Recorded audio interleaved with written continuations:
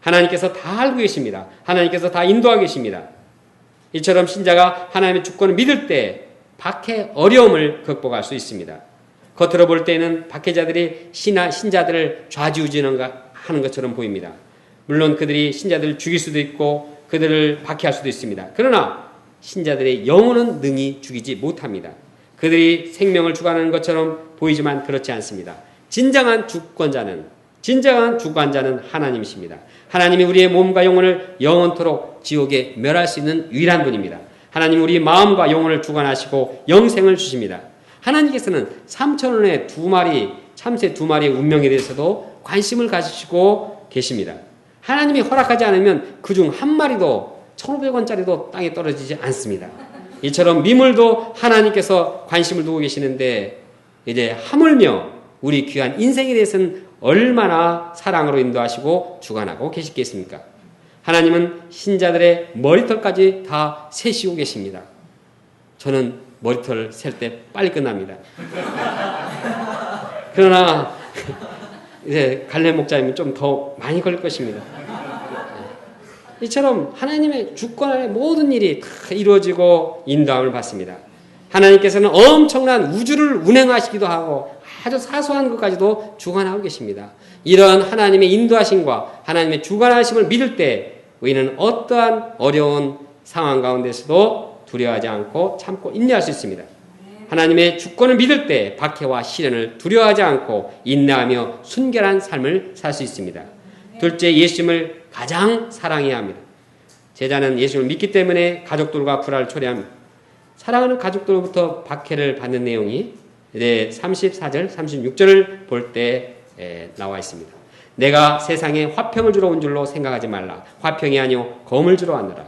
내가 온 곳은 사람이 그 아버지와 딸이 그 어머니와 며느리가 시어머니와 불화하게 하려 함이니 사람의 원수가 자기 집안 식구리라. 이는 마치 예수님께서 가정을 파괴하러 오신 것처럼 오해하기가 쉽습니다. 그러나 십계명에는 내 부모를 공경하라고 했습니다. 예수님도 부모 공경을 강조하고 계십니다. 그런데 여기에서 이렇게 말씀하고 계시지 않습니다. 부모가 원수가 된다고 말씀하십니다. 이는 제자가 하나님을 가장 사랑하기 위해서는 가족 간의 정까지도 뛰어넘어야 한다는 뜻입니다. 그렇게 하지 않으면 예수님을 따르지 못합니다. 예수님을 따르려고 하는데 부모나 남편이 그를 사랑해서 자꾸 따르지 못하게 한다면 미워하고 원수가 돼야지 이제 믿음의 순결을 지키게 됩니다. 제자는 예수님을 따르기 위해서 다른 누구보다도 예수님을 사랑해야 합니다. 37절, 38절을 함께 읽겠습니다. 시작. 아버지나 어머니를 나보다 더 사랑하는 자는 내게 합당하지 아니하고 아들이나 딸을 나보다 더 사랑하는 자도 내게 합당하지 아니하며 또 자기 십자가를 지고 나를 따르는 자도 내게 합당하지 아니하니라. 신자는 가족들보다도 심지어는 자기 자신보다도 하나님을 예수님을 더 사랑해야 합니다. 자기 자신을 사랑하라고 예수님을 따르지 못할 때는 자기 자신을 부인하고 예수님을 따라야 합니다. 그래야지 순결한 제자가 될 수 있습니다. 끝까지 인내하는 것이 순결한 제자가 되기 위한 소극적인 자세라고 한다고 하면 예수님을 가장 사랑하는 자세, 이것은 적극적인 제자의 자세입니다. 자기 생명보다도 예수님을 사랑하는 순결한 제자의 예를 들어봅니다. 카자흐스탄 아스타나의 변다이 선교사님은 30대 젊은 나이에 선교사로 갔습니다. 이번에 김바울 목사님과 인터뷰를 하면 비디오 촬영을 하면서 들은 얘기입니다. 그분은 병원에서 진단을 받았는데 편도선 암으로 판명이 되었습니다. 사형 선고를 받았습니다. 제자들은 얼마 살지 못한다고 말했습니다. 그는 이 진단을 받고 슬퍼하면서 절망에 빠졌습니다. 눈물을 흘리면서 아내에게 말했습니다. 아이고, 이제 참 내가 죽게 되었고, 그러나 좀 남겨줄 돈도 없고, 그래서 참 미안하다. 나 먼저 갈 테니 이제 두 아이를 잘 책임져 달라. 이렇게 슬퍼하면서 눈물을 흘리면서 말했습니다. 그런데 이 말을 듣는 통역자는 리빙스턴의 말로 대답했습니다.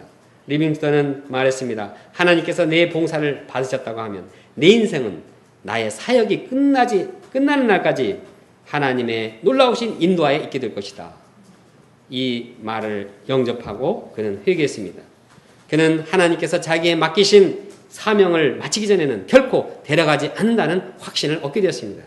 그래서 자신의 병든 몸만 부여잡고 슬퍼하고 연약하여하고 절망한 모습을 회개했습니다. 그리고 자신에게 맡긴 사명을 생명을 다해 감당을 했습니다.